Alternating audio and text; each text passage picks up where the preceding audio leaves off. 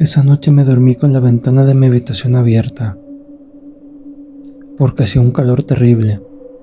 Con el fresco que venía de fuera, muy pronto me quedé dormida. No puedo asegurar qué tanto fue lo real o cuánto de esto fue un sueño.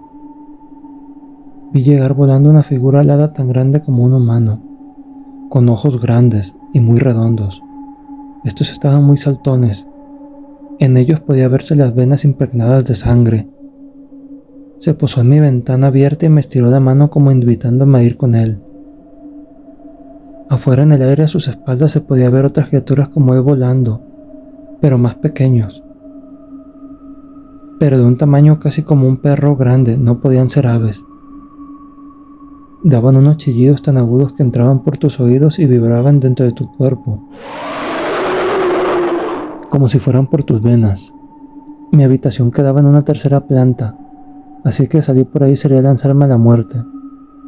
Pero ese personaje que tenía enfrente que no era humano, pero este tampoco era animal, me atraía, como un imán que arrastra una pequeña partícula de hierro. Sentí el piso frío bajo mis pies descalzos. Aún así seguía avanzando atraída por esa figura que, aunque extraña y fea, me hacía ir donde él estaba. Mientras iba a sus brazos, y digo esto porque así me sentí, pude notar que las criaturas de afuera no chillaban, se reían. Es como si se burlaran de mí. En ese momento empecé a sentir miedo y repulsión por aquel ser extraño, o quizás era diabólico, no lo sé. Aún así no era capaz de pararme, mis pies simplemente seguían en donde él estaba. A unos pocos pasos de la ventana pude ver que las criaturas de fuera parecían murciélagos, y sus risas eran tan fuertes que me estaban haciendo daño en los oídos. Lo que vi me dejó más aterrada aún. En sus garras pude ver que llevaban a un hombre. Él gritaba pidiendo auxilio. Sus ojos desencajados, estos estaban llenos de terror, mientras aquellos animales o seres malignos de donde los llevaban clavaban sus garras, lo hacían sangrar colapsamente. Quería parar, quería gritar y correr de ahí. Me era imposible. Esa energía era más fuerte que cualquier decisión mía.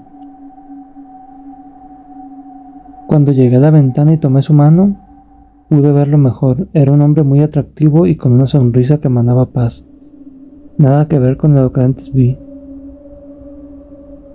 Así que sin más puse mi pie en el perfil en la ventana y me iba a dejar llevar por aquel ser hermoso.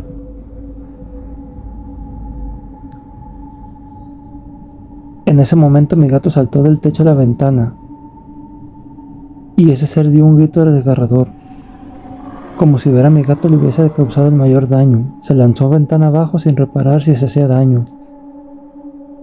Las criaturas más pequeñas se fueron perdiendo en la oscuridad de la noche. De ese ser no supe más. Volví en mí. Estaba al borde de la ventana a punto de caer. Es como si hubiera despertado. Me aferré al marco de la ventana como queriendo volver a la realidad y tomé aire. Tomé al gato en mis brazos y, a pesar de la hora, fui a despertar a mi madre y a contarle lo ocurrido. Ella, al escucharme entre dormida, me sugirió no dejar la ventana abierta en la noche. Es como invitar a seres malvados a visitarnos. Al ver mi cara de asustada, dijo que tal vez solo había sido una pesadilla. Volví a la habitación, cerré la ventana e hice que el gato se quedara conmigo bajo las cobijas, algo que a él no le gustaba. Pasaron 3 días y sus noches. Mi vida seguía con su rutina, hasta que en las noticias una familia de una localidad alejada buscaba a un hombre. Había desaparecido en la noche que eso me visitó. Algo muy común en una gran ciudad, con la extrañeza que ese hombre que se veía en la pantalla era el mismo que llevaban esos seres alados. Le dije a mi mamá. Ella me sugirió dejar el tema ahí, como decirle a la policía que yo había visto al hombre desaparecido en un sueño. Le hice caso a mi madre, pero siempre me quedó la duda de si fue realidad o no. El hombre como tal nunca apareció, o al menos hasta que yo me entere.